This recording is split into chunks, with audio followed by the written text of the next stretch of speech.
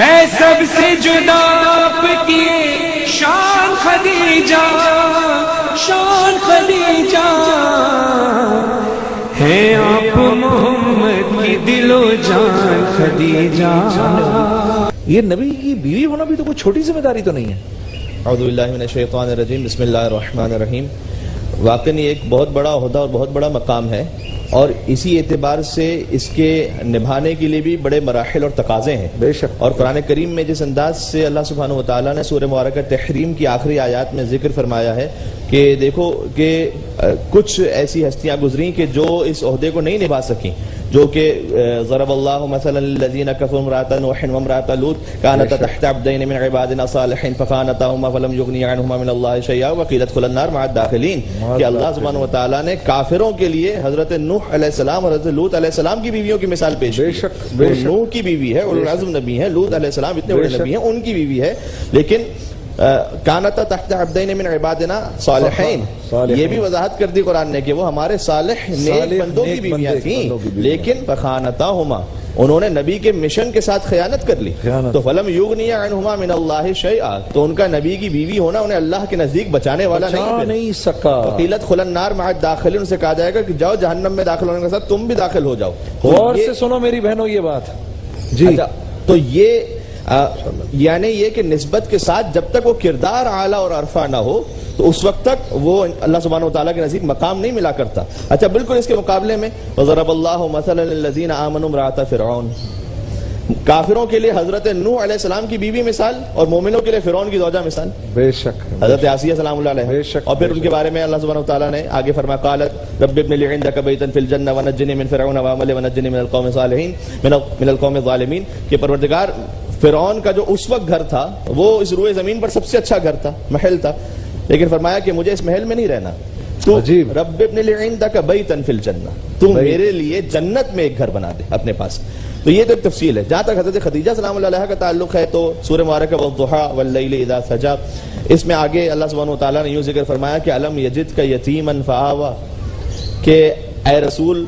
کیا آپ وہ وقت یاد نہ کیجئے گا کہ جب آپ یتیم تھے تو ہم نے آپ کی پرورش کا انتظام فرمایا، یعنی وہ فعل کہ جو حضرت ابو طالب علیہ السلام نے انجام دیا تھا اللہ نے اسے اپنی طرف منسوب کیا کہ ہم نے آپ کی پرورش فرمائی۔ ووجدک ضالا فہدی ووجدک عائلا فاغنی، کہ آپ تنگ دست تھے ہم نے آپ کو غنی بنا دیا۔ اور تفسیر کبیر علامہ فخر الدین رازی واغناہم بمال خدیجہ، انہوں نے آگے لکھا ہے کہ اللہ سبحانہ وتعالیٰ نے حضرت خدیجہ سلام اللہ علیہ کے مال کے ذریعے سے حضور کو غنی بنایا۔ اور یہ بہت بڑا سبق ہے آج کے ہمارے مسلمانوں کے لیے، مردوں کے لیے بھی اور خواتین کے لیے بھی، کہ اس زمانے میں کہ جہاں پوری جو ٹریڈ جو بزنس کا جو تصور تھا، بولوں میں جی جی جی ٹھیک ہے، وہ اچھا ٹریڈ اور بزنس کا جو تصور تھا اس میں سود، دھوکہ دہی، فراڈ، یہ بہت عام کلچر تھا کفار مکہ کا۔ اچھا لوٹ مار، مطلب یہ ظاہر جاہلیت کا زمانہ کہا جاتا ہے، تو یہ تو ایک بڑا عام طریقہ کار تھا۔ اس زمانے میں اتنا پیور خالص سچائی کے ساتھ بزنس کرنا،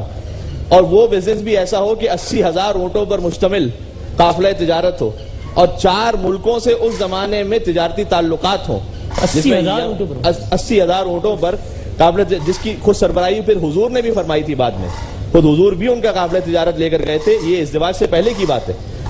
اور 4 ملکوں سے جس خاتون کے تجارتی تعلقات ہوں، اب آپ تصور فرمائیے کہ اس مقام اور اس لیول پر ایک خاتون آ کر